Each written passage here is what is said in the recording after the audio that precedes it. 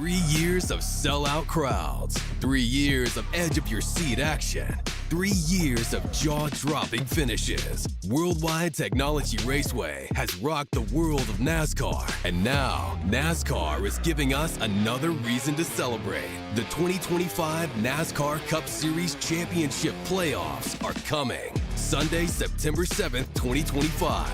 Just when you thought the racing couldn't get any more intense, now every single lap matters. One wrong move could be the difference between elimination and being crowned the king.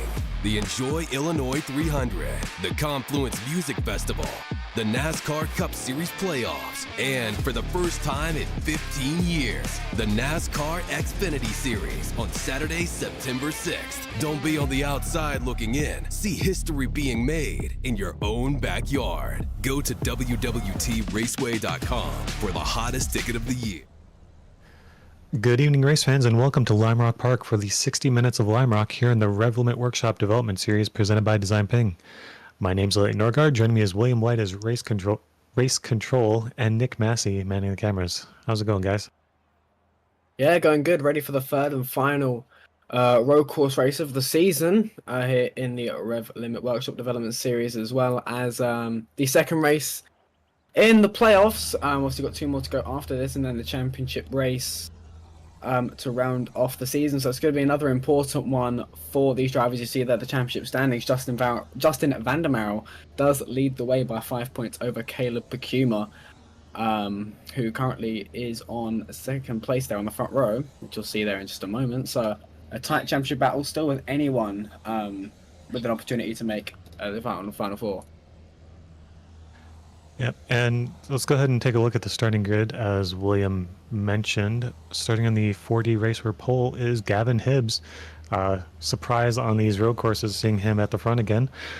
Caleb Pacuma in second, Dominic Wright in third, Austin Nabnett in fourth, Gavin Higgins in fifth, Justin Vandermeer in sixth, seventh is Michael Hossack, eighth is Cale Pocock, Frank Fodi in 9th, Jay Connor in 10th, Harrison Talon 11th, and 12th is Joe Francis. 13th, we have Josh Clark, Jane Racimus in 14th, John Judson 15th, Pierce Hauser 16th, 17th is Jacob Adams, Dave Huckleberry in 18th, Mitch Javier in 19th, Colbert 20th, Andrew Hardcastle 21st, Kurt Gibson 22nd, and Kendall Noah Player making an appearance in 23rd. So, talking about the championship points here again, we've got the top 4 in playoffs currently: Justin Vandermeer, Cale Pacuma, Jay Connor, and Cale Pocock. Those are the 4 drivers that would make the championship race as things currently stand. We do have 2 races left. Tonight's pole sitter Gavin Hibbs, 22 points back right now. We've got 23 drivers that showed up. I'm not sure if they're all on track. 22 on track. 23rd is in the pits right now, in Kurt Gibson. So he, at best, can make up 22 points-ish. So kind of a tough road ahead of him with making up points here.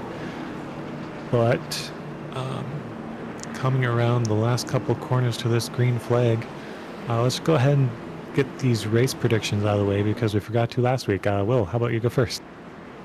Well, I'm going to take advantage of me being first and take Gavin Hibbs because he's set a blindingly quick quali time, under 51 seconds, the only one we've seen all day. So I'm going to go with Gavin to sweep the road courses. I'm going to go ahead and take Cale Pacuma. Kind of hope for not hope for, but bet on a Watkins Glen, Ray Bracey, William White incident here with Gavin Hibbs to hand it over that as well. Jacob Adams going around to the back. Don't think anyone else is going to get caught up in that. I think he was 3 wide going into turn 1, so it's not too surprising. Something wrong went there, or something wrong happened there. I can't speak. We'll take over. Just having eyes here on the top of the hill, seeing a couple of cars going 2 by 2 Justin Vandermeer's in the wall at the top of the hill. He's okay. Couple cars on the track, top of the hill. Yeah. Yeah, that'll be our first yellow of the night. We were talking about this before going live, but after you're past that first third or so of a lap, the track really kind of just funnels you back on. That first third, there's grass all over the place, lots of runoff, but after that, the walls are just right there, making sure you can't get too far off track.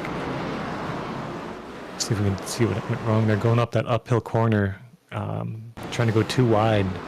William called that out as a potential problem point ahead of the race too, and Frank Fodi and Vandermeer just come together. Vandermeer goes wide, and then coming off the corner, Frank Fodi just loses it into the wall there, and then Jaden, not sure what happened with to Jaden there. He's too wide with Joe Francis. Did they make contact as well? No, he's just on that. Maybe some Neko contact, actually. Either that or his car is a little unsettled from the curbing that he was running on. Some of these curbs on the inside apexes of the corners are very tall, and you do not want to touch them. They will bounce your car around quite a bit. Let's see if this angle shows what might have happened. That doesn't look like netcode even to me. I think he just kind of lost the car. You are coming up over a crest there, so the rear end just gets loose and can come around on you. And I think that's probably what we saw with Jaden there. That might be what caused Frank to go to the inside wall as well. They both wrecked in the same kind of way, but yeah, Vandermeer, the first car to go off was definitely due to contact. Just kind of hard racing, too wide. It's hard to go too wide there, and I would expect that we'll see that be a racing deal call, but we will have to confirm that with William White when he returns. In the meantime, while we're under caution, let's get let's hear from one of our sponsors, DesignPing. DesignPing is a design agency that specializes in creating websites and digital content that not only look incredible, but also enable your business to outperform all of your competitors. Make sure you check out designping.com to learn more. Trying to make lead producer Dave Huck happy with us by getting those ad reads in this week. But yeah, didn't even quite make it one lap. I think that first lap is going to be the hard thing to struggle with here, just with getting side by side. Once cars are able to single file out and kind of pick their moments to go too wide, we'll have a better chance of keeping the racing clean. With only 23 cars on track, I do believe Kurt Gibson has come out of the pits. No, he's still on pit road. So 22 cars on track. Any that we lose, Frank Fodi's still on pit road right now. I believe he is taking repairs. But any cars we lose, the numbers just start dropping pretty dramatically. Frank Fodi now 2 laps down, I believe. But we are 1 to green. Still waiting on William White. I'm sure he's reviewing multiple angles of that contact. Will, you're just talking about you. Do you have a call from that? Yeah, it was a bit of a mess there in the opening lap. We had the incident between Josh Adams and Mitch Havia, as well as the incidents with Frank Foti, both of Justin Vandermeer and his self-spin. So one tally was success to Frank, but not for his incident with Justin Vandermeer. That was a racing incident based on the small amount of net code between the pair. But his spin at the top of the hill was what triggered the caution.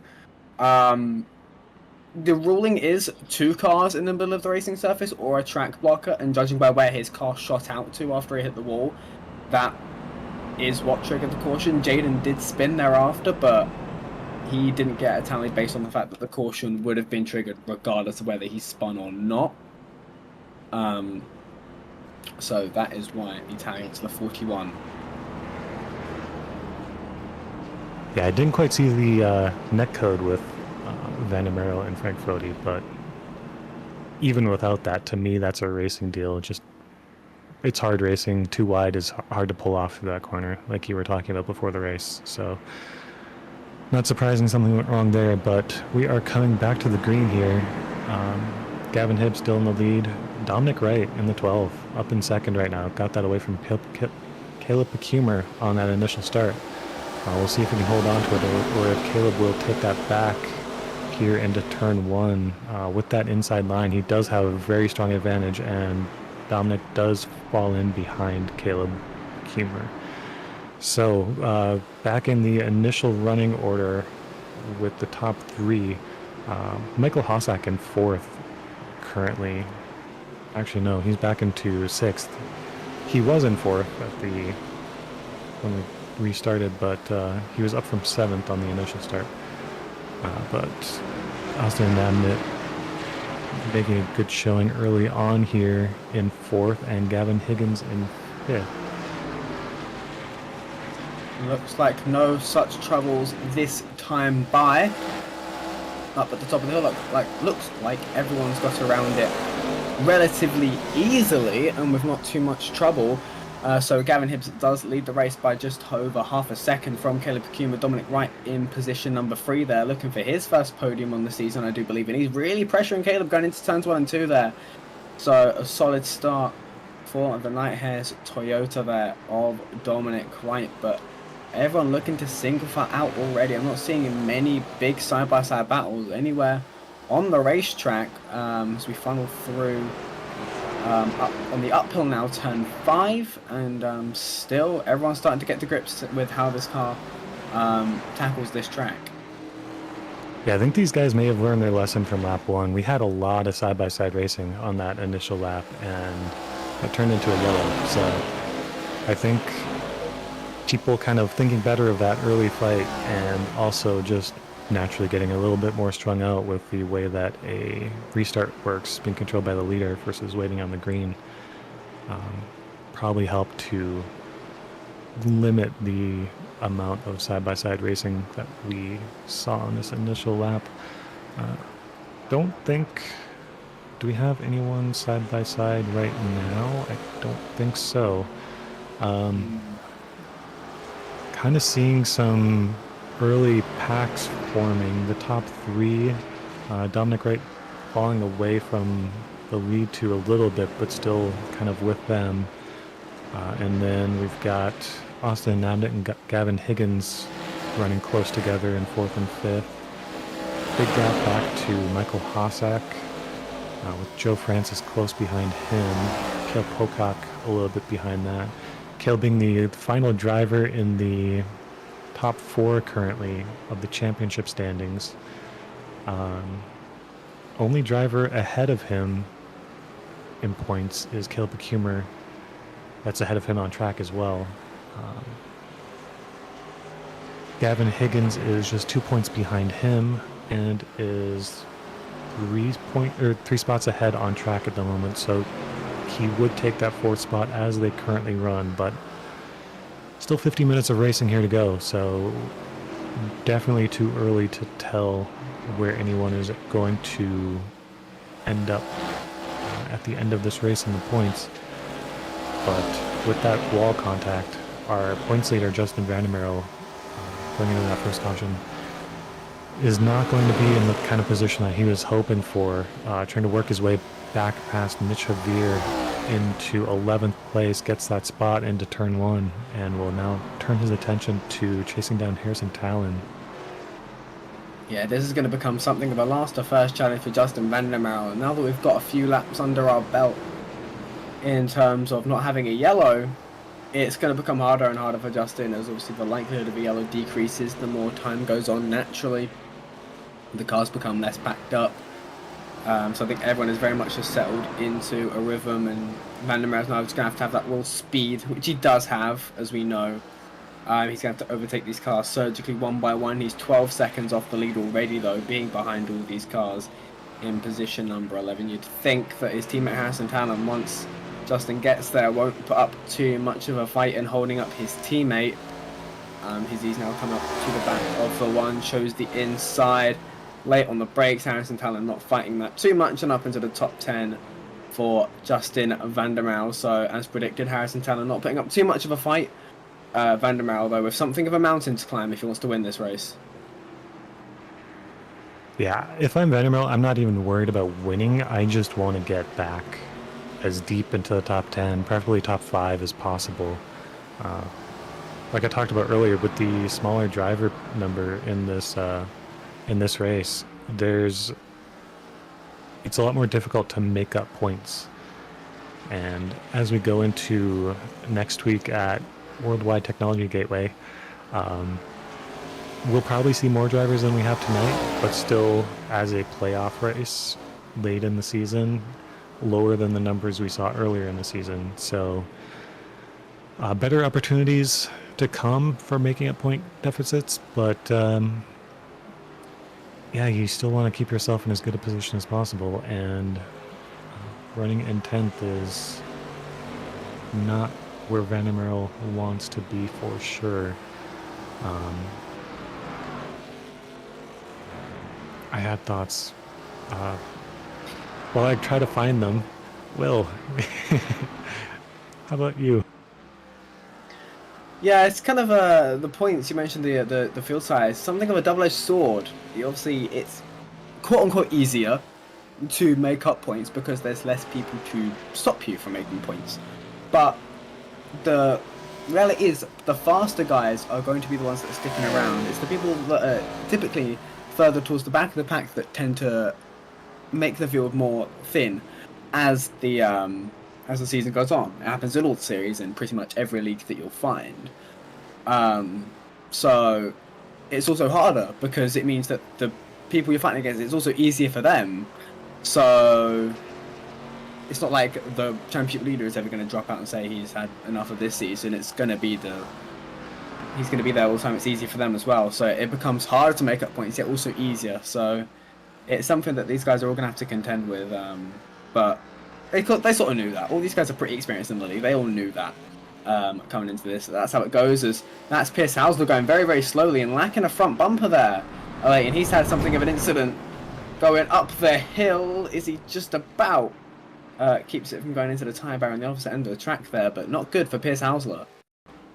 Yeah, his car is looking awfully broken with the way he took that corner. Does he have all 4 wheels attached to his car anymore? How long has he been on track like that?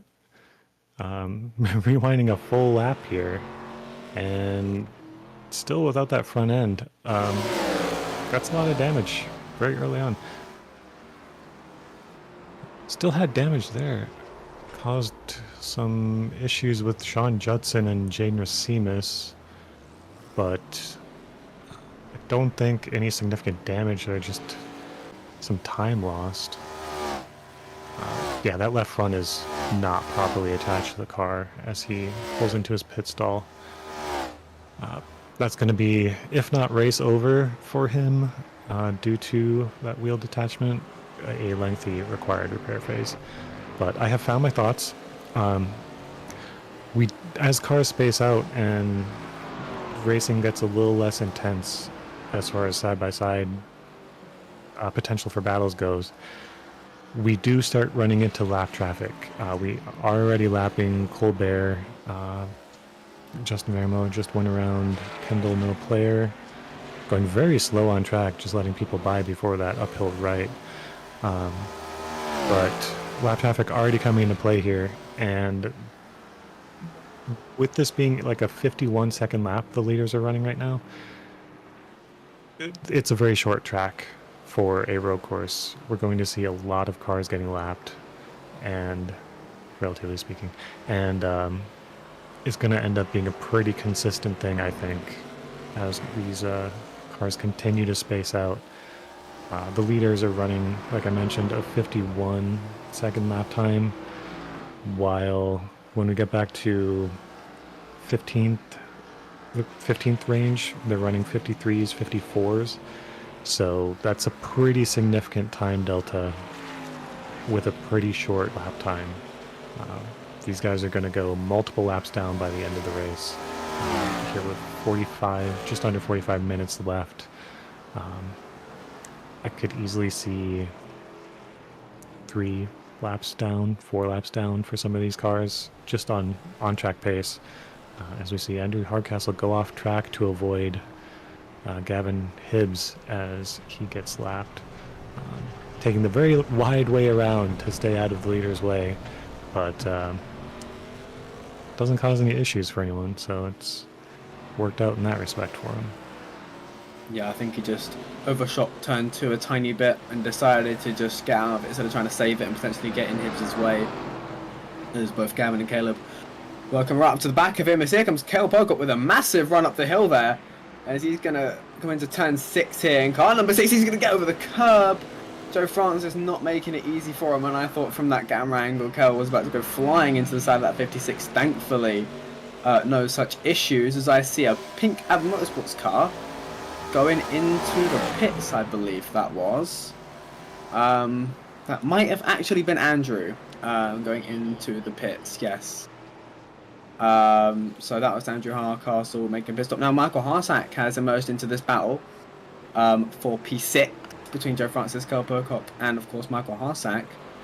So no side-by-side battling as of yet, but definitely packs forming in terms of which drivers have, I suppose, certain amounts of pace relative to one another.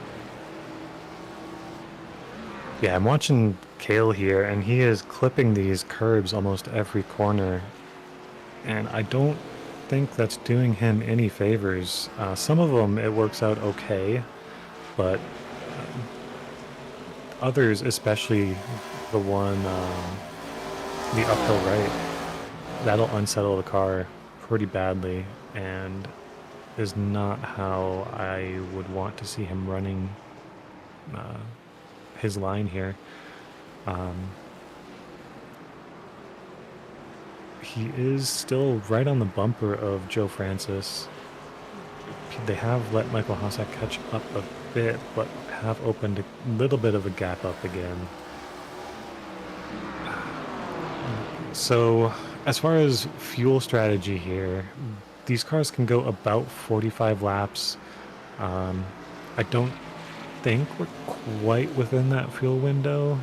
Might be pretty close, but we could start seeing people pit any time now to get fuel. I would expect people to go longer than the minimum though. Tire strategy is going to be another interesting thing to keep an eye on here. With the way, if you look at the track map, there are a lot of right-hand turns and only 1 or 2 lefts. So that puts a lot of load on the left side of the car. We could see people take left sides only. The tires do wear relatively evenly. The left rear does take quite a bit more wear than the others though. So I don't think we'll see no tire stops. We might, but I think 2 tire stops are definite possibilities. The debate for me is whether you take 4 or take 2, because it sounded like over a full run your tires would get down towards the 30-40% mark, and that's a lot more wear than we are used to seeing from these ARCA cars on a road course. I think, I'm doing some kind of haphazard math in my head. 50-second lap times, or 50 to 55-second lap times for an hour-long race is about 50 laps, roughly. So if you're doing about 45 laps on fuel, me personally, I would have potentially experimented with like an early no-tire pit stop where, you know, maybe that first yellow might help me potentially. There's got an incident actually between Dominic Wright and Jaden Racema up near the top of the hill I've just seen. Jaden's had to go down significantly. Yeah, I need a P8. that's what I was distracted by there. So I was like jumbling my words. I just saw on my own feed Jaden spin in front of Dom. But yeah, that's unfortunate for Dom. He's dropped down a good few positions. He's down to P8. But what we were saying before about strategy, I think potentially that first caution could have helped some guys potentially make it to the end after that first pit stop. I'm thinking maybe just save a bunch of fuel using the clutch behind the safety car and just splash and dash maybe once or twice, because you won't go a lap down, and then just maybe save a bit, lift and coast to save a couple laps worth, and then I think you might be set for the end of the race and might not have to pit under green at all. So we'll see. Or potentially these guys might be trying to fuel save and get to the end anyway, so we're something to keep an eye on. Strategy is going to be interesting here with how it's almost safe from fuel, but not quite. Yeah, and that instant with Dominic, right? He just can't catch a break, but I believe he was still P3 when that happened. He is still running in P8. We'll see if he can make up any ground as the race continues from that. But as far as pit stops, the pit entry on this track is pretty sketchy. As you come around the final corner, we're watching, I believe, focused on Austin and Namnet right now. As you come around this corner, on the right side of the track, there's a very short and abrupt entrance, just a small gap in the fence that you have to weave into and slow down for the pit speed limit line. I'm not sure what this limit is, probably 35? Yes, 35 miles an hour. So coming off the corner at a lot higher than that. Maybe 120, 110, 120. And then slowing down to 35 and weaving into a small gap pit entry. It's going to be sketchy for these guys, and with the way that these cars are spaced out now, I don't think we'll see another yellow, so we will see some definite challenges with making that green flag stop happen. Yeah, I do think someone probably is going to stack it. Heading into the pits under green flag conditions. Of course, we hope that doesn't happen, but I think all things considered, it probably will. So we'll just have to wait and see if that does happen, but I don't think we're going to see pit stops for another sort of 20 minutes or so. I think people are definitely going to experiment with the undercut, the overcut here in terms of, you know, you mentioned that 2 versus 4 tyre debate. Tyre wear is enough where I think they're going to have to take tyres. But it's just a case of whether you want to go short and potentially look to get your rival in the pits. Potentially jump them by a couple laps by pitting early, or whether you want to try and go long and shorten your pit stop by taking on less fuel and making your car a little bit lighter for longer. So it's a debate these guys are going to be thinking about in the next sort of 10 minutes or so. But for now, I don't think they're too worried about it. We do have cars side by side, Austin Namnet and Joe Francis. Francis trying to take a look on the inside of one, but Namnet was able to hold him off. And they do single file back out, coming down this back straight-ish.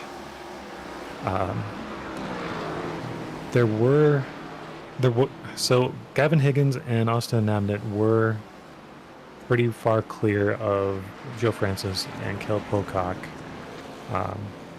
Gavin Higgins has gotten to pull away again, but Austin Namnet is back right in front of Joe Francis. I think that side by side is what Higgins get that gap built back up. Now Cale Pocock looking for the inside on Joe Francis, doesn't quite get there. The door was open enough, but it would have been a bit too aggressive of a lunge. Joe does go into the grass here.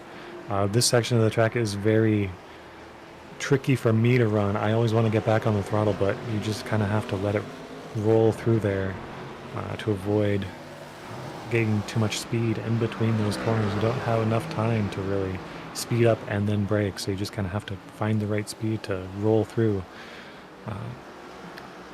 But no opportunity to pass through that whole section, and now a pretty substantial gap between all 3 of those cars, so what was a battle has just kind of evaporated.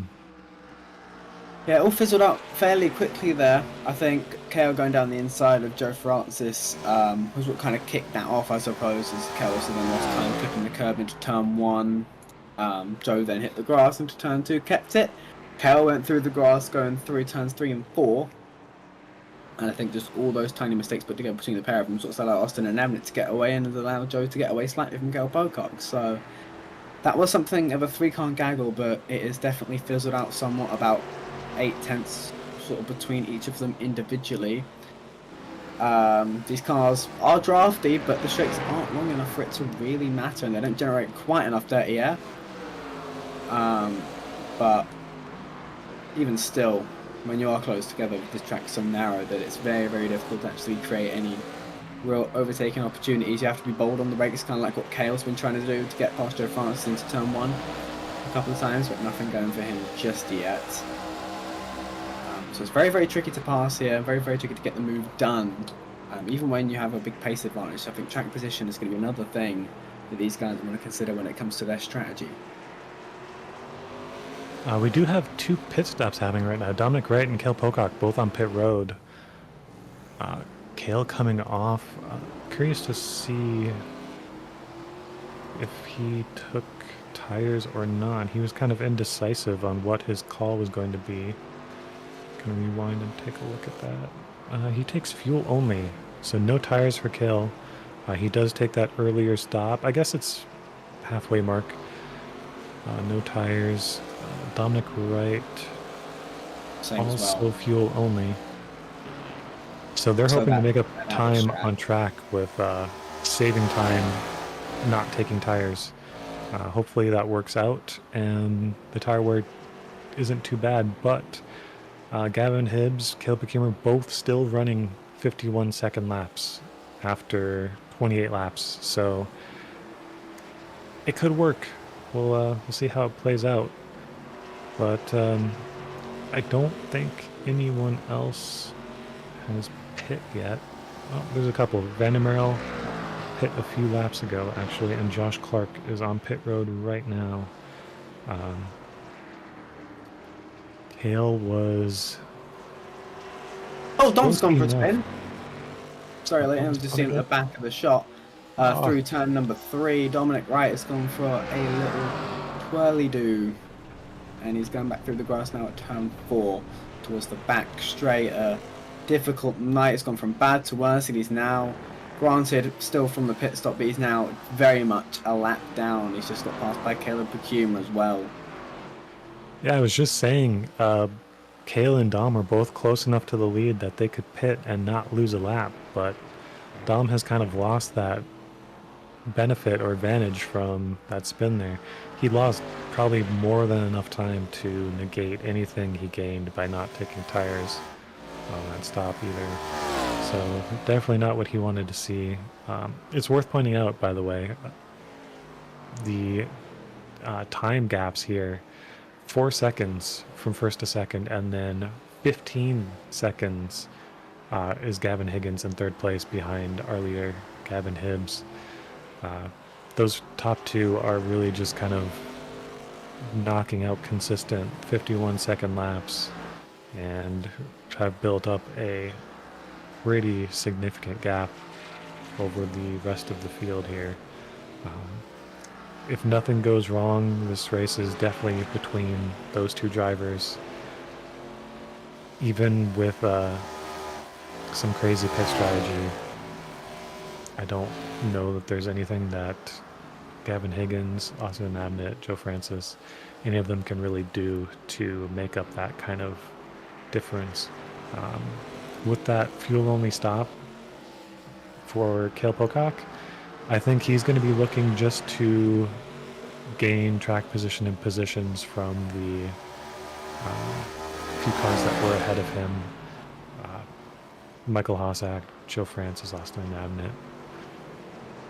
And he's going to be hoping that they take tires and that it doesn't have as much benefit as they're hoping for. But I think we're going to see a lot of no tire stops here with the way that this car drives at road courses. Which, from our last road course, I'll reiterate, I hate that it works that way. Yeah, no, I also hate it, to be fair. It's not totally a novel thing. It's the same thing in the next gen as well. You just don't bother taking tires because they don't actually do nothing. They generate so much downforce that even the massive amount of horsepower they've got, it just don't really make any difference. So yeah, definitely hate the bus that way. It kind of takes off the edge. It kind of almost, not totally, because you cannot just full send it around the track. Full beans, you will burn the tires off. But it definitely lessens the importance of the skill of tire saving at a road course in a stock car, which I think is something that should be important, because I think the more skills that you need to show to win a race, I think the more impressive that victory is. So I don't want the skill taken to win and be successful at these tracks to be sort of downgraded. So yeah, I wish the tire wear was more pronounced in this car, but it is what it is. You still definitely see differences in pace, which is why Gavin Hibbs is 5 seconds clear of the rest of excuse me, of the field, and the pair of them are about a quarter of a lap clear of third on back, so still impressive nonetheless. Yeah, I think I'm a little curious how much time a pit stop costs in terms of on-track delta. We've got Cale Pocock 44 seconds back, Jay Connor 31 and a half. 13 seconds between them. I want to say that is substantially more than, or substantially less than what a pit stop will actually cost. Because for the fuel that they took, cars have been on pit road for 5.5 to 6, or in their stall, I'm sorry, for 5.5 to 6 seconds refueling. We have not had anyone actually take 2 or 4 tires yet, I believe. Yeah, so with that kind of, I think the benefit that Cale Pocock has right now is that he has had clear track ahead of him. Jay also has clean track. Michael Hosek has clean track. Joe Francis clean track. There's a lot of clean track right now, but they weren't always that way. So, hopefully that early pit stop puts him in clean air, lets him make up some time and make up positions on pit road, is the point that I'm trying to get to. Yeah, it's definitely, you're right, it was not always that way. It's definitely played to the hands of Cale Pocock and those guys that were pitting early there. They did funnel into some clean air. I think on track delta, I mean, you mentioned sort of 5.5, 6 seconds. It's not a very long pit lane, and I think it's going to be fuel only stops, I think, for most of these guys, seeing the sort of pace that Cale and Nat are doing on no tyres halfway point. I don't think it's going to change off on a dime like that in this last 20 odd minutes. So I think you'd lose 30-ish seconds. It's a very slow pit speed limit, 35 miles per hour. But Lime Rock is such a tiny track. It's only 1.5 miles. That's the same distance as Charlotte's Oval, as many intermediates, actually. That's why they call it 1.5 miles. Point being, short track. It's exactly 1.5 miles. So, yeah, I think maybe 30 seconds in the pits. So, let's say Hibbs pits now, he would funnel out a good bit ahead of Jay Connor. So, you probably actually have clear air behind Michael Harsack. He obviously can't see that. This isn't like F1 where he's got 10 engineers trying to calculate where they're going to funnel him out into clean air. As Harrison Talon now dives into the pits, gets a bit of glass, but gets it slowed down. But I think, strangely enough, when these guys pit, because of how spread out they are, I think they're all going to find at least some decent-ish pocket of clean air. So we'll see how that plays out, of course. Yeah, with retirements at this point, it looks like we have 16 cars on track. With a 1.5 mile track, like you mentioned, that's quite a bit of space for each car to have air to run in. Cale Pocock and Jay Connor right next to each other. Cale has pit, Jay has not yet, so this is definitely working out in Cale's favor for having position on Jay Connor, who's third in points. Cale Pocock is fourth, so once Jay pits, he's going to lose a handful of spots. There's a 4-point difference between them. This could put Cale Pocock up into third in points. We'll have to see what happens with Gavin Higgins further ahead, but definitely working in Cale's favor for his battle with Jay Connor, at least. On track, however, is another matter. He's kind of stuck behind him. I think Cale has a lot more pace, but he's having a hard time finding an opportunity to make a pass here. Just gets to the inside off that corner. That is Jay pitting right there? Probably, James yeah. pitting. That is an uncomfortable place for him to decide to make that stop with Cale on his inside coming off the corner. But that might be why Cale was able to get to his inside. But yeah, good view there of how sketchy the pit entry can be. So far, everyone has made it work, I believe, but still several pit stops to go. People that have not pit yet: Gavin Hibbs, Cale Becumer, Gavin Higgins, Austin and Nabnett, Joe Francis, Michael Hossack, Mitch Javier. I think that's everyone that has not pit yet. So the only car on the lead lap currently that has not pit is Cale Pocock. Or that has pit is Cale Pocock. Everyone else that has pit is a lap down. Cale is about 5 seconds ahead of Gavin Hibbs right now. So he's going to be hoping that Gavin makes that stop soon. Because even if he's going to get back on the lead lap, that hit to morale of being lapped by the leader is something that he's going to want to avoid. Yeah, being lapped is never fun. But I'm looking at the gap. It's obviously 46.8 seconds, which on paper looks pretty miserable. But to be fair, it's not deviating. He's got decent pace relative to Gavin Hibbs. He's not dropping back a massive amount. So I think that pit stop has done him so good. It obviously gives you an opportunity to cool the tyres off. When you're coming down pit road only 35 miles an hour, you're stationary for a good 5-6 seconds. You're getting sort of batch temperature in the first couple of corners. So that will definitely undo some of the hurt that you are doing to them. So I don't think Cale, I don't think any of these guys are really going to worry about tyres for now. I think we're calling on pit lane as Josh Clark goes for a bit of an off-road adventure there. Managed to get out of Gavin's way. I don't think these guys are going to worry too much about tyres. But on the Jay and Cale, not an incident as such, but it's definitely a sketchy moment. I think that's why Jay Connor kind of went defensive into turn 7. He was trying, I guess, to communicate that he wanted to go into the pits.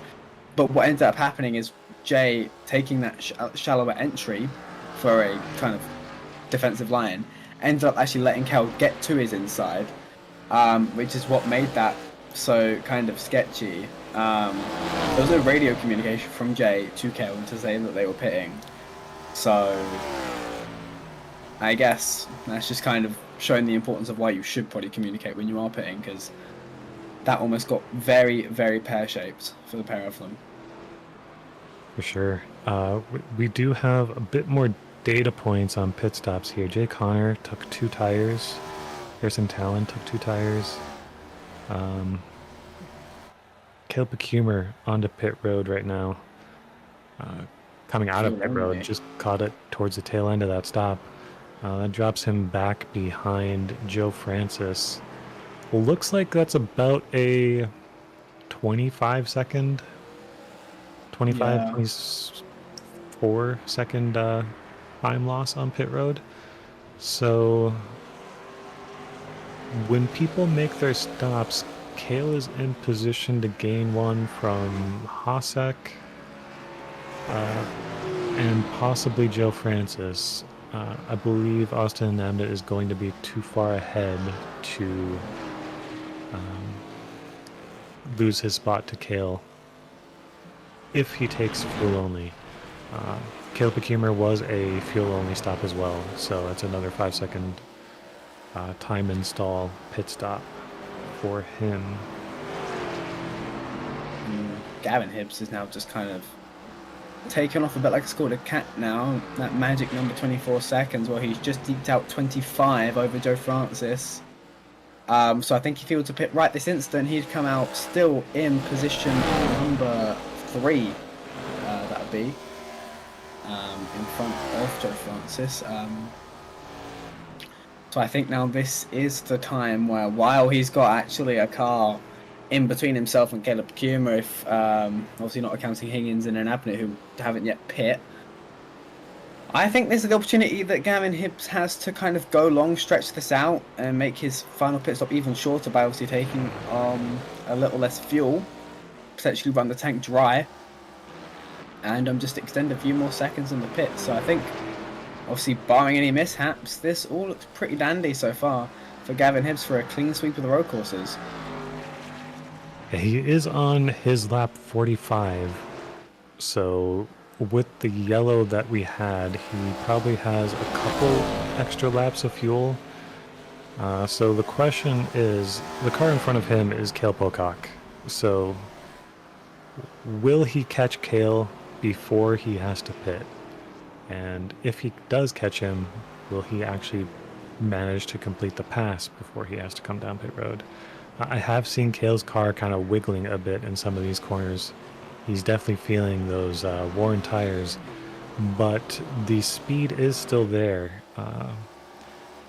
Cale running a 52.0, Gavin Hibbs still running 51s, mid 51s. So even with all these laps, all the wear on these tires, they have not lost a ton of time on their lap times, which, to beat a dead horse, not what I like to see. But this is the RevLimit Workshop Development Series, and we haven't heard from that title sponsor. This series is brought to you by RevLimit Workshop, your go-to for pulsating designs at unbeatable prices. Need a logo or a promo? Get yours for just $5. Want a full racing scheme that stands out? It's only $15. Contact us on Twitter to get your premium custom scheme today. I refuse to call it X. Real. So yeah, obviously shout out RevLimit Workshop and DesignPing, of course, for their support of the development series. And now we see pit on the left hand side of the screen. That's Gavin Higgins, Joe Francis and Michael Harsack that have all come down pit road. They are 3rd, 4th and 5th on the racetrack at this current moment, which means that Caleb Kuma is unleashed. He's got clean air, in fact nearly half a lap's worth of clean air, as Gavin Hibbs really around the back of Cale Pocock now. Pocock, I think, is doing everything and to stay on the lead lap, but I think now they're side by side. I don't think Cale can fight it. He's still side by side. Cale just tags the grass, and one lap down is Mr. Pocock in position number 4. So Gavin Hibbs now 30 seconds in front. He's actually continued to pull away from Caleb Kuma even after Caleb's pit stop. So he's just going to run this tank absolutely dry here, and is probably going to benefit and probably end up around, if I had to guess, 6 or 7 seconds in front of Caleb Kuma when he comes into the pits. We'll see if he comes in this time by. He does not. Carrying way too much speed. He'll definitely crash. So it's going to go for at least one additional lap here with 16 minutes to go. But Gavin Hibbs, that gap looks like a vintage William White performance from last season. It's beautiful. The only thing missing is wrecking out. One crucial thing to know here, Cale Pocock is in front of Gavin Higgins after Higgins' pit stop. Gavin took 4 tires on his stop, an extra 9 seconds spent in his pit stall. That makes Cale that's ahead of the driver that he was at risk of losing his 4th spot to. Third place in points, Jay Connor, all the way down in 10th place right now. Caleb Kuma obviously in 2nd, both in points and on track. Gavin Hibbs still staying out. I don't know how he's running his fuel this long. Justin Vandermeer up into P7 now from P10 where he was earlier after that wreck that he was involved in. So a bit of a recovery there, looking better for him. But I think the big winner right now in this pit cycle has been Cale Pocock, gaining those spots from Gavin Higgins, Joe Francis, Randy Merrill, Michael Hossack, and Jay Connor. That undercut has worked out so far.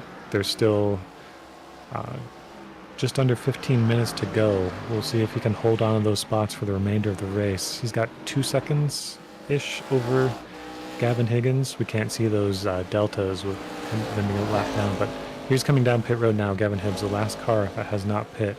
So we'll get those cars back on the lead lap and get those deltas back visible once again. But yeah, I think not fighting Gavin Hibbs was the right call for Cale Pocock. I think he put up a bit too much of a fight. At that point, his priority needed to be making up time to the cars in front of him and preventing time loss to the cars behind. That's all that mattered. He wasn't going to be fighting with Gavin Hibbs for anything. Definitely, and Hibbs, after a stint with the fuel economy of Greta Thunberg's dreams there, comes out as predicted roughly 6 seconds ahead of Caleb Bakuma, and has got a very light car with very cool, nice, clean tyres on it. Didn't take any tyres, but those tyres will be nice and cool from a good few seconds, doing only 35 miles an hour. So I think he's going to step on it, potentially set some purple laps here. I might extend that gap by another couple of seconds, but of course anything can happen in this last 13 minutes, so all still to play for. So still, only 9 cars on the left hand side there on the lead lap. Michael Harsack being the last driver on the lead lap, 44 seconds behind Gavin Hibbs. So there's been something of a dominant performance from Gavin and Caleb mainly, as both of them find themselves 25 seconds clear of Austin and Abnett in third. But now Gavin coming up on a couple of back markers here. Mitch Havir. Oh, that's not what Gavin wants to see, but he manages to clear Mitch. Coming down the back straight, and he'll clear Josh Clark momentarily. Yeah, I had those two cars racing for position ahead of them, Mitch and Josh. Looks like Josh is the faster of the two by quite a bit, unless Mitch was just really backing out of it to let Gavin go. But yeah, Gavin's going to get the spot easily. He's going to clear him on track into turn 1. Colbert on the inside also goes by him with no problem. Josh Clark kind of follows along. Cole currently 7 laps down now. Josh Clark in 13th is the first car 2 laps down. Looks like my estimate of cars going 3 to 4 laps down on track is a little bit off, but that's okay. Better to have the cars kind of sticking closer than not. Caleb Bakuma going around the outside of Colbert there on that uphill right. It's, as we saw in lap 1, that's a scary place to pass, but made it happen cleanly. Yeah, I think Gavin Hibbs did key up and say, I'm presuming, towards Colbert, don't park it on the apex of turn 1. There's no blue flags, obviously in stock car racing. Oftentimes, like you see on TV, like in F1, they'll pull to the inside long before the corner and get the braking done, so they just take the normal racing line. I assume that is a way to let people past, but I think generally the preferred way is just for drivers to do their own thing and just let the responsibility be passed to the passing car, especially at a section like the uphill turn 5. There's been accidents there from going too wide there before. I think going slow and shallow on the apex of that corner probably isn't the best move, but I think with the way Cole handled it, I think it's a sufficient enough way to let him past. It just becomes a bit scary for Caleb in that situation where he has to drive on a very suboptimal racing line, and wants desperately to avoid nosing it into the wall, getting too tight, potentially hitting some marbles that spin him out, or obviously on top of already losing a handful of time to Gavin from taking that wider line. So definitely tricky at a track like this to be both the passing car as well as the car being lapped, but they've all handled it fairly well. There's not been too many troubles. Yeah, I expect Colbert was doing everything he could to make that pass completely painless for Gavin Hibbs. They are teammates. I don't think Cole was as concerned with making it easy on Caleb Bakuma, but I don't think it was an issue either way. Under 10 minutes to go now. Caleb Bakuma still under 5 seconds back from Gavin Hibbs, but that gap has not really grown or shrank. But Caleb definitely deserves some credit for keeping that gap at least stable instead of steadily growing as it has been for the rest of these drivers. Austin Abnett, very, very quiet race for him, but still running in third, not really losing time to fourth place Cale Pocock. And likewise with Gavin Higgins, a lot of these gaps just kind of being maintained right now. I would bet Gavin Higgins is regretting that tire call right now.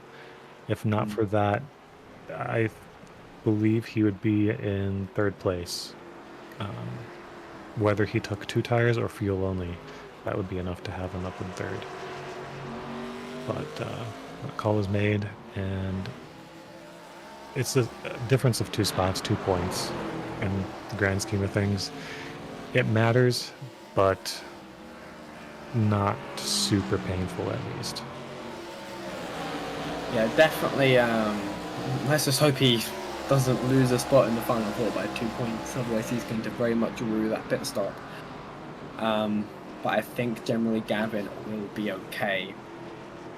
And of course, he's only a second and a half behind Cale Pocock there, as Colbert getting lapped by Joe Francis and Justin Vandermeer brings both of them right close together now.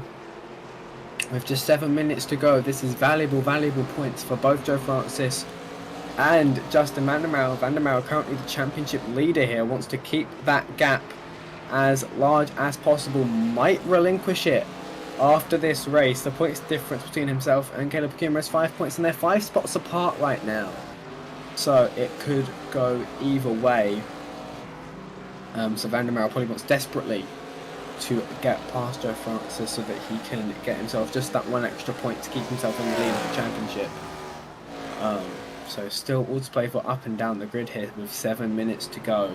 Not all the battles quite done yet, as Caleb Pukuma's taken out another second on Gavin Hibbs. You'd imagine the gap would sort of ebb and flow with traffic and whatnot. But a couple more of those and we might have a race on our hands. So 3.5 seconds now the gap for the leaders. Yeah, with just under 7 minutes to go, 7 to 8 laps left. If I'm Gavin Hibbs, I'm comfortable with the 3.5 second gap, backing it down a bit, and just making sure that I make no mistakes. I don't make any overly aggressive moves passing a lapped car as he comes up on his Colbert teammate in the 17 once again. Puts him another lap down. I will point out Sean Judson 15th, 3 laps down. That lines up with my prediction. But anyways, yeah, I'm comfortable backing off as the leader here with that large of a gap. Now it's back over 4 seconds, so I don't think he's backing off very much. But he's got time to play with a limited number of laps left, and at this point, more than anything, it's just damage limitation. If any damage were to occur, limiting how much of an effect it can have by over-committing to something. Yeah, I think at this point Gavin's just keeping the black stuff. Don't stick it in the wall, don't put it in the grass, don't wreck anyone. Definitely don't be the reason the yellow comes out, as Joe Francis locks up under the pressure from Justin Vandermeer, and Vandermeer's up now to P6 through turn 1 there. I think I saw Joe Francis get a little bit squirrely through the corner, sort of preceding that, and he now finds himself behind Justin Vandermeer, and he sort of unleashed the number 80 car. Not that I think he can get to Gavin Higgins. I think 12 seconds in 6 or so laps might be a bit insurmountable for him. But still, every point matters here, and another fight for just a single point here. Michael Hozak and Dominic Wright are going at it for P8 and P9. Less than a quarter of a second between them going into turn 6 here. Dominic Wright drives it in deep, gets a big water curb. Now going to come out of turn 7. See who gets the better exit. It's going to be Dominic Wright here. Dominic Wright with a better exit. in the slipstream. He's going to look to the left. Is he going to dive to the right? He is, but isn't quite as committed on the brakes. Doesn't get to the right rear of Michael Harsack. It stays in this order for at least another few more corners. Yeah, Dominic Wright is not a playoff driver, so if he were to pass Michael Harsack, that would purely be to the detriment of Michael. And Harsack's already in a kind of rough spot in the championship points. He is tied with Gavin Hibbs, 22 points back from the lead at the start of this race. So Dominic Wright looks to the outside in that second to last corner. Does not make that stick on the outside, but is definitely putting a lot of pressure on Michael Harsack. But as I was saying, unlike Gavin Hibbs, Dom does not want me to finish this thought. He is able to get that pass done. We'll see if he can hold on to it here. But yeah, that's another spot down for Michael Harsack, where Gavin Hibbs is in the lead. Side by side through this section of track is definitely brave. They're going wide into this corner. Don't like this. I like it. Action. Oh, Harsack's gone way too wide. Yeah, he had to back out big to avoid, to make that line work. And that was Joe Francis go by as well. 2 spots lost to Michael Harsack trying to fight back on Dominic Wright. One of those cases where you just kind of have to let it go and limit the damage. Now he is just in front of Gavin Hibbs, with Gavin Hibbs looking to put all 3 of these cars down a lap. And they will probably be the last cars that get lapped. Last lead lap cars to get lapped before the end of this race. If Gavin Hibbs is able to do it in 2 minutes, probably 3 laps worth. I expect he'll get Michael Harsack maybe out of the final corner here into turn 1, and then a lap each for the cars ahead potentially.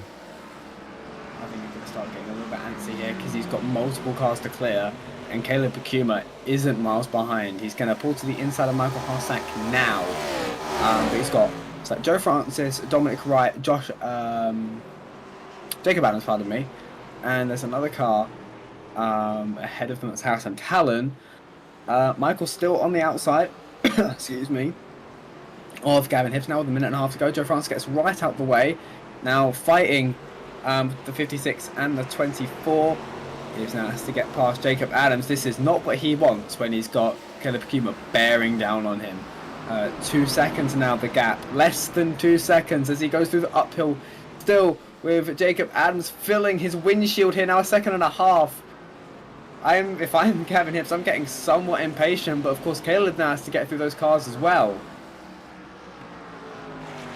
Yeah, and they're racing each other too at the same time, so it's not making it easy on any of them.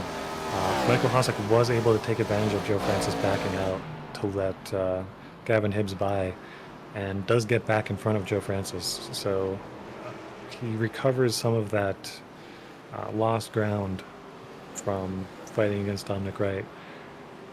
But 2 seconds between Caleb Bakuma and Gavin Hibbs with 2 lap cars there as well. He's going to easily get by Jacob Adams here. I think he's backing out to let it go. Jacob's not racing anyone around him currently. They're all on different laps.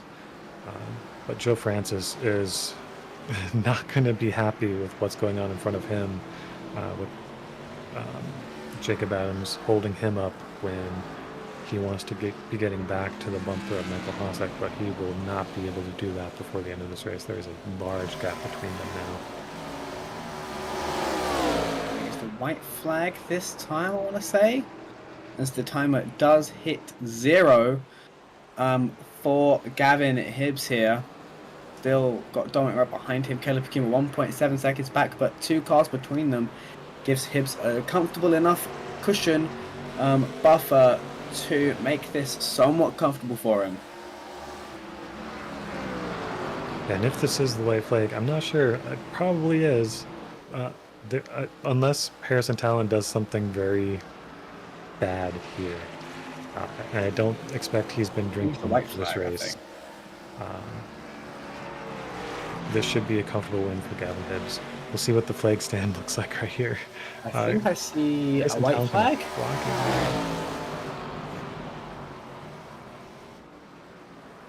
blocking. No, that's a checkered flag. Yeah, okay. He's good at calling these finishes. It's really hard to What a see call. what lap it is here at the end. It's the But yeah, overlay. Oh, it's goodness. kind of how this race has gone anyways, with Gavin Hibbs just kind of running away with it. Kind of almost a foregone conclusion from the start, barring anything going wrong with other cars. But yeah, another strong run by Gavin Hibbs on a road course. Does get all three of those cars lapped, leaving 6 cars on the lead lap as William Lake goes on race control chat to critique our call of the finish. But yeah, 6 cars on the lead lap. Gavin Hibbs, Caleb Pakeemer, Austin Nabnett continuing that strong silent run. Kind of off on his own this race. I don't recall really seeing him battle more than like once or twice through the entire thing. Caleb Pocock 4th, Gavin Higgins 5th, Justin Vandermeer in 6th. Once again, that pit strategy from Cale kind of really worked out for him. Gained a lot of spots off of that, and secures his spot in the top 4 going into the second half of this playoff run.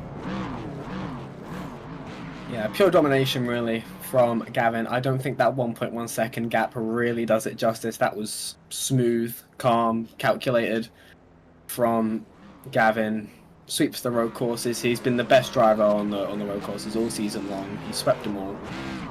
It's not even really been close. Caleb, Humer, Sean Leisure, those kind of guys, they've had stuff for him. It's not been like he's lapped the entire field. But at the same time, it's all different types of road courses from obviously Austria, Lime Rock, and wherever else we were that I forget at this exact moment. But all different types of tracks. But he's shown pace and smoothness on all of them, and evidently the IQ to go with it, the strategies he's pulled off to absolute perfection with seemingly no real stress. So definitely a strong contender on the road courses in all the series as well. So no surprise to see him up at the front. Yeah, this actually is his 5th win of the season. Single season disqualification from next season on his part. Although he has won, I believe, 1 or 2 races outside of ARCA as well. But this will be his final season in ARCA after the performances that he's put in here, especially on these road courses, with that 5 non-plate track win limit that we have in this series. But we now have our top 3 in the waiting room. So let's bring in Austin and Nabnett, and we'll have a word with him. Austin, Alayton up in the booth. You got a copy? What's up, Alayton? Pretty strong run from you here tonight. Kind of a quiet run for you too. Not really a whole lot going on around you that I could tell. Want to walk us through your race? Yeah, so I was just trying to stay on track, to be honest. This is my first ever podium that I've gotten, so pretty excited about it. Yeah, I just had a couple battles here and there throughout the field. Lap traffic came into play, and then I got to the point to where it was time to pit, and I decided to go, and Gavin and Joe Francis, they were racing near me, stayed out, and I guess I undercut them because by the time everything circled back around, I was in 3rd, and I was like, holy crap. And I just kind of maintained, tried to keep a solid pace, and finished 3rd. Feel pretty good. Yeah, it looked like the undercut was definitely the way to go, more so for the clean track that it got. Were you mostly in clean air after your pit stop? Yeah, I came out and there was like one lapped car in front of me, and he basically let me by. I don't remember who it was, but after that, I mean, I didn't really see anybody. I saw Pocock closing in on me every now and then I'd scurry away a little bit, and then he'd come back. But I was able to stay far out enough to bring it home. Yeah, it's always a good feeling to get that podium finish here. Before we let you go, any sponsors you want to thank or shout outs you want to give? Yeah, shout out to the whole team. Caleb ran great. Mitch ran great. Frank unfortunately had a little accident, but that's okay. Shout out to JD Designs for the scheme. Shout out to Bite Size for the sponsor, and shout out to Lake Norman. All right. Thanks for joining us, and congratulations on the third place finish. And we will see you next week. Sounds good. Thanks, Oh, guys. In 4 weeks. Yeah, whenever the next race is. Yes. All right. Now we'll bring in Caleb Kumer for William White to have a word with. Caleb, it's William in the booth. You have a copy? Yes, I do. So, 2 second places in a row. That was definitely an interesting race from our perspective. How do you sum up your night? It was actually a really clean race. I thought it was really cool. A lot of people, that were going a lap down, they were racing super clean whenever you would come up on them. So that was cool to see. Yeah, I mean, of course it's tough, getting second place 2 weeks in a row, but I mean, I'm leaving this happy, this should put me in the lead for the points so far. So I'm stoked on that. That was a really good win to Gavin. I thought it was going to get real interesting there at the end with the lap cars holding him back. And I don't know what happened. I guess his tires were starting to fall off a little bit, but just not long enough. And of course, like I said, it's tough getting second, 2 weeks in a row. But here we are and leading the points, and the win in my book. Yeah, definitely. It's obviously good consistency, a good point sort to start off the playoffs, and obviously not being winning you're in, like the other series, is definitely a little less stressful. We've got a couple more races, of course, coming up here in the playoffs in 2025B. You've got Worldwide Technology Gateway and Daytona to finish off the this round of the playoffs. So 2 very different tracks. How do you rate your chances at those 2 places? Well, Gateway, I don't think I have too much trouble with, but statistically, I just not a super speedway guy. I just don't know what it is, my luck or my racecraft, I don't know, but I just do not have luck at super speedway, so I'll have to do really well at Gateway. Definitely. Well, you've given yourself a good cushion with 2 second places on the bounce here. Any sponsors or partners you want to thank, though, for getting another podium for the car number 59? Yeah, man, huge shout out to Tyler Fody. He's in here coaching me and telling me when to pit and what's going on track and, the whole 9 yards. So huge shout out to him. Shout out to Bite Size Sports, all the Lake Norman guys, JD Designs for the awesome scheme. The pink pig looks awesome on the ARCA car. I'm big shout out to you guys for, putting this on for everybody. So I think that pretty much sums it up. Shout out to Austin. I think it's his first podium. That's huge for Austin and Abnett. I think he's come a long way in the series. So that sums it up for me. Absolutely. Well, congratulations again on yet another podium and another solid finish. And thank you very much for your time, Caleb. We'll be speaking to you soon. Yeah, thank you. Have a good night. Cheers. All right, and now we'll bring in our winner, Gavin Hibbs. Gavin, Alayton up in the booth. You got a copy? Yes, I do, Alayton. Well, 5th time this season. You've ruled yourself out of next season for ARCA, and dominated the road courses this season. So, how's that feel for you? It feels great, knowing that we swept the road courses this season. Some may have came a little bit more tricky than I wanted it to, but all in all, to be there at the end and get the win at these places, it's a really great feeling. Yeah, and I'm estimating points here in my head. I think you're on the very fringes of the championship 4 right now, 2 races in after that rough start last week. Do you feel pretty confident going into Worldwide Technology Gateway and Daytona that you can secure your spot in that Final 4 here in your final ARCA season? Gateway, yes. Daytona, I was just talking to an admit before I got moved in here, but that's really a race that could go hand in hand. It could literally be anybody who wins it, and the mayhem that's going to be ensued. That's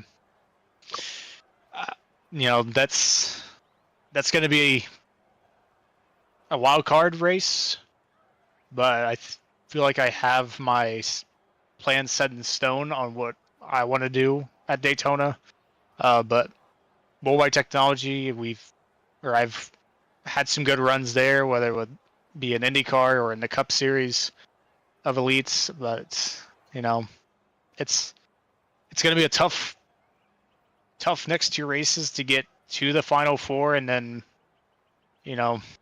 but you just got to stay positive, and hopefully we come out on top. So we've got 3 off weeks here before we get to Worldwide Technology Gateway. Do you feel like that's going to kind of kill momentum at all, take any momentum away from you, or maybe from the series kind of get some drivers to not show up for these final few races? Is that kind of a plus or a minus for you in your mind? If we had the field like it was tonight's, and we have poor finishes or if I was much farther down in the standings out of the championship 4, I feel like having a less car count would be a huge negative, considering it would have been a giant margin to crawl back from. But with having the next 3 to 4 weeks off, it's I wouldn't say would me throw off my game a little bit.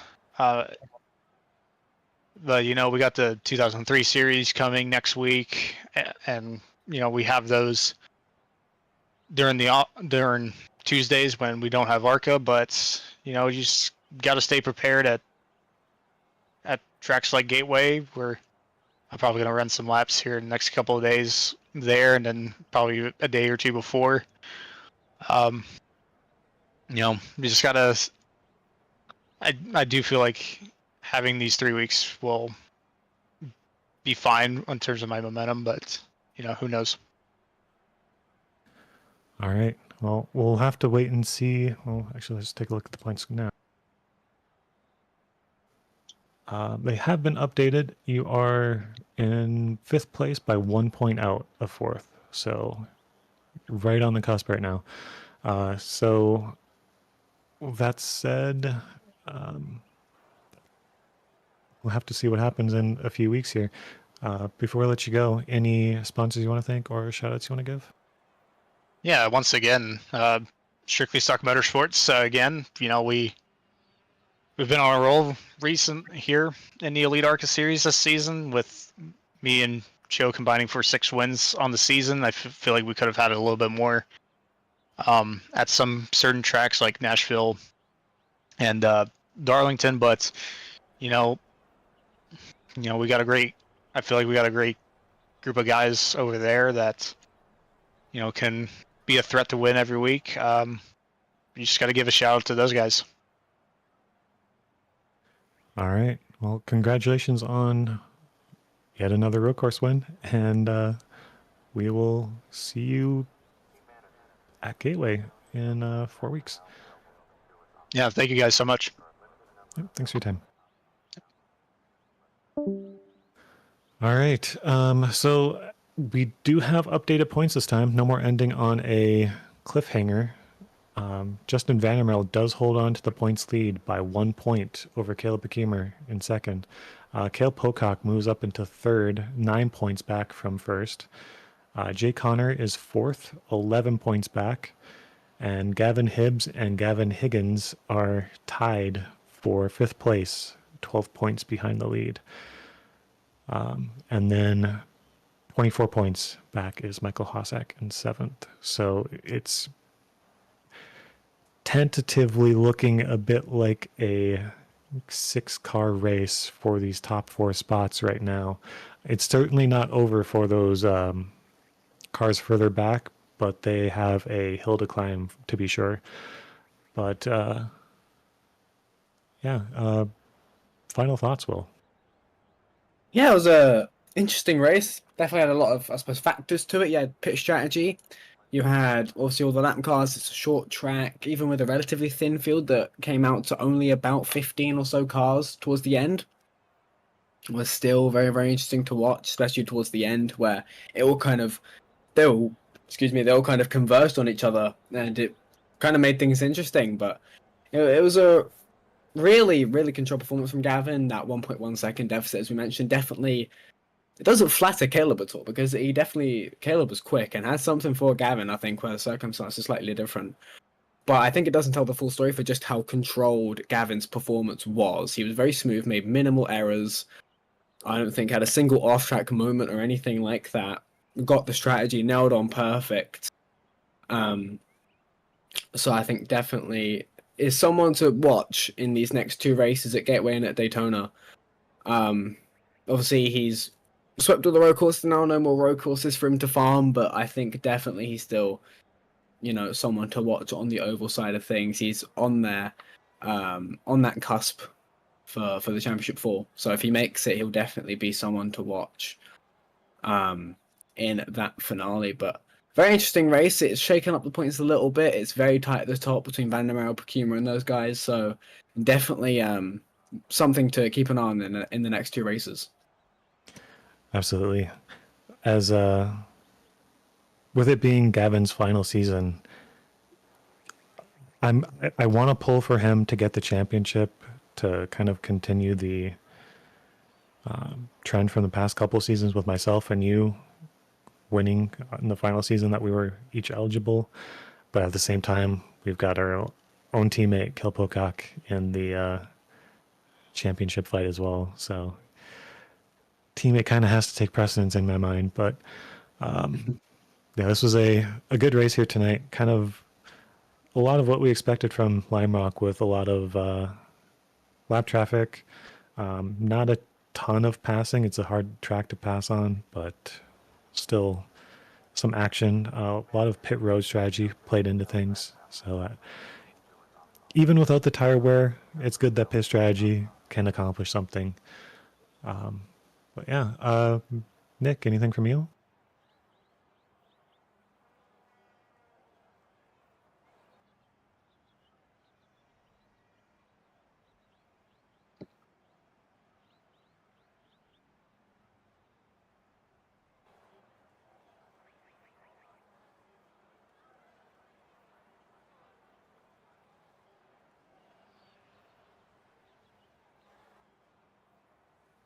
Absolutely. Well, I think that about wraps it up for us here tonight. On behalf of William White and Nick Masse, thanks for joining us on the Elite Racing Network for the RevLimit Workshop Development Series presented by DesignPing. And have a good night.